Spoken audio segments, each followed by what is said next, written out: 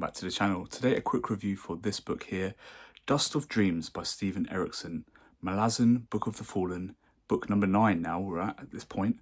It came out in 2009 and it is a very big boy. This is the kind of larger, more modern B format paperback, but still it comes in at 1,278 pages, not including a few extra pages I don't think I counted in there.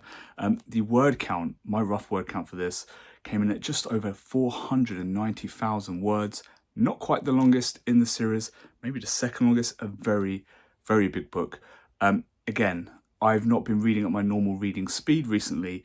I think these would have taken me about 15-16 days originally, and I am a slower reader.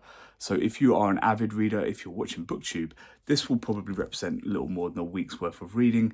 I actually read this over the space of about a month because I have been reading slower, less pages per day at the moment, but still thoroughly enjoying this. Did not put it down once this month, just read it for a whole month, really thoroughly enjoyed myself. I'm going to break this review down a little bit differently because we're 9 books into a series and these reviews can get a bit samey. So what I'm going to tell you about is things that didn't necessarily meet my expectations, things that met my expectations, and things that maybe exceeded my expectations about Dust of Dreams by Steven Erikson. Now, first of all, there are so many characters in this book.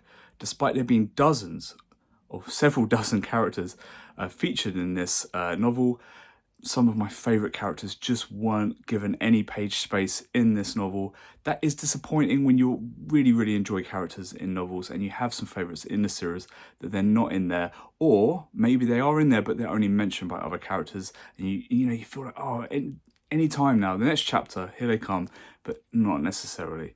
But the character work is still great, but I would like to have seen a few more of my favourite characters in this. To be fair, this has been happening in these novels for a while. They'll rotate the characters through different volumes, so it's to be expected, but still, you can dream. Especially 9 books in, you think maybe the convergence has happened. Characters are still converging for most of this novel.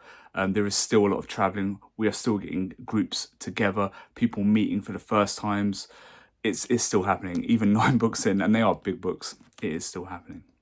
Another thing that could have met my expectations a little bit more is the book didn't start with the intensity I was expecting. If you've read the books leading up to this, which obviously you're going to have, the things that happen at the end of the last book, the revelations, the things that happen to the characters, you expect this book to start and the world be in a really crazy place. But it does break you in slowly. Steven Erikson sticks to the slow burn, something I love in novels. I love a slow burn, but I just wasn't expecting in this novel. It came out of nowhere. It really does gently ease you back in. I mean, it's got the page count to do it.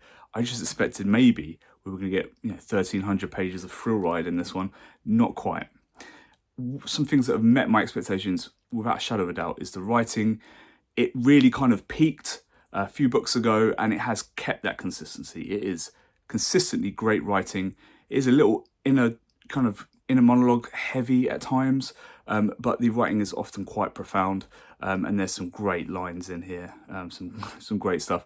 I mean, you could probably just go and speak to the community if you want quotes, but yeah, every couple of chapters I'm like, wow, that was a great piece of writing. So the writing is still great, and that extends to the poetry. The poetry really, I think, hit high a couple of books ago, and if you're someone that usually skips poetry, I tend not to, but I think this is at a level where it's completely unskippable at this point. The poems are great. They really lend themselves to the writing as a whole, and yeah, I really enjoyed the poems in this book. So some things that definitely exceeded my expectations is I wasn't expecting to find it such an easy read. These books at this point, I know a lot of people struggled with kind of Reaper's Gale and Toll of the Hounds, but by this point, this is like easy mode. It's never been easier to follow the characters, knowing who you're riding with, knowing whereabouts in the world you are, what magic systems are in play and how they work, what gods are in play. This stuff at this point, it really is easy street, which is something to say, because if you've been churning through these books, especially in the middle areas of this series, it could be a little hard going at times, and you might have to go flick back to the character lists and stuff like that just to check. Actually, I thought I was on board with this character. Actually, I'm with this one. Half a page in or something. But no, this at this point is quite easy to follow. That is really refreshing in quite a dense series such as this. And finally, I have to tip my hat to the battle in this. The final battle in this book it didn't disappoint. It was massive. My jaw was on the floor. It was written expertly. The character moments were exceptional, and it really left me kind of salivating over that final entry. The Crippled God, I cannot be more excited. Great final battle in Dust of Dreams. It's another great entry in this series. It's a series I can easily recommend, and I'll give this book a 4.3 out of 5.